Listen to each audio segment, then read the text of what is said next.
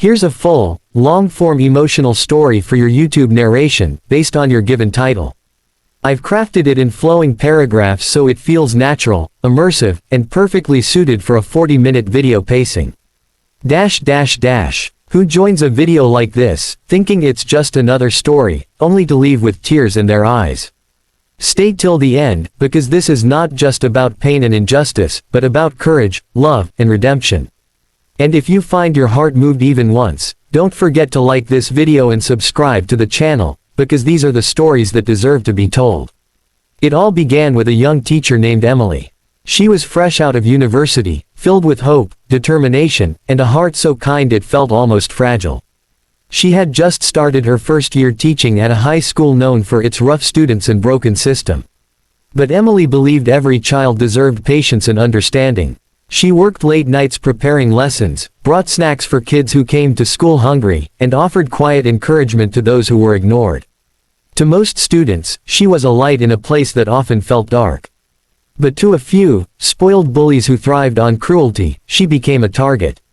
One afternoon, after class, the hallway was quiet. Emily was gathering papers when 3 of the school's notorious troublemakers cornered her. They mocked her gentle voice, called her weak, and when she stood her ground, their laughter turned into something darker.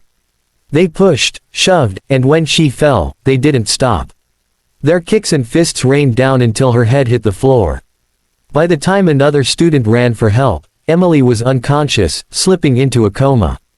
The news spread like wildfire. Parents whispered in outrage, students posted on social media, and the town divided between those who blamed the kids and those who blamed the system that let them grow so cruel. But for one man, the news was not just shocking, it was personal. Jack, a single dad and retired veteran, had a daughter in Emily's class. His little girl, Lily, adored her teacher. Emily had been the first person at school who made her feel safe since Jack's wife passed away.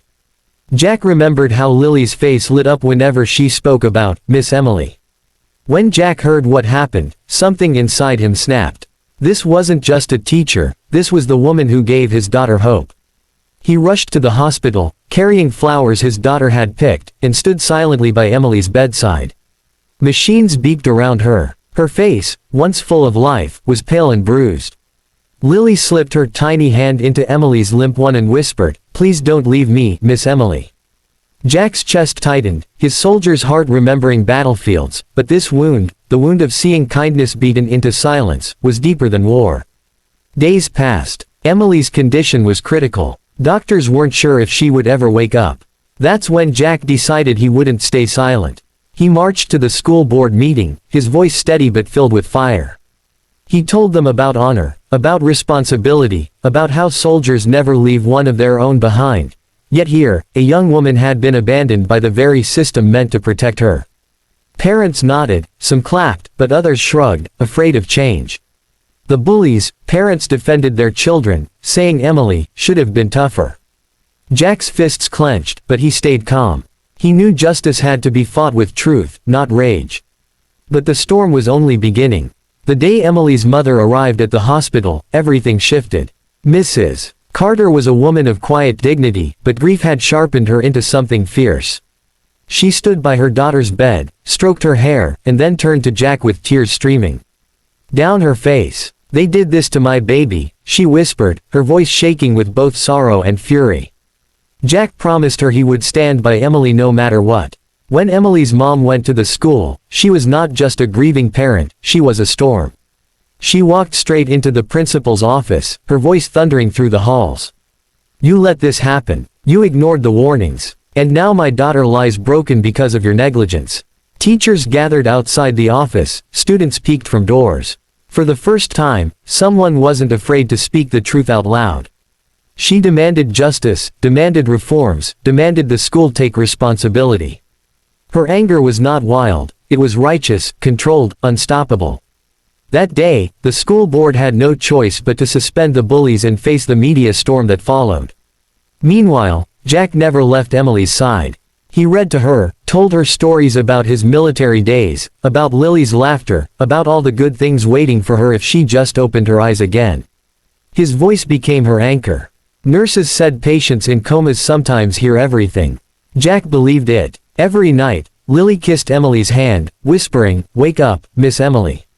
Please." Then one morning, when the world seemed heavy with hopelessness, Emily's fingers twitched. Jack froze, staring, then called the nurses. Slowly, painfully, Emily's eyes opened. She was weak, her voice barely a whisper, but when she saw Lily's tearful smile, she managed a faint smile herself. Jack's eyes filled with tears he hadn't let fall in years, not even in war. The road to recovery was long. Emily had to relearn simple things, walking, speaking with strength, trusting the world again. But she was not alone. Jack and Lily became her family, her protectors. And her mother, once consumed with fury, softened into gratitude as she saw her daughter's spirit refuse to break.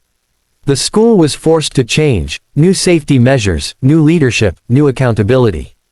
The bullies faced consequences they couldn't escape, and the town, once divided, rallied around Emily's story as a reminder that silence in the face of cruelty is the same as complicity.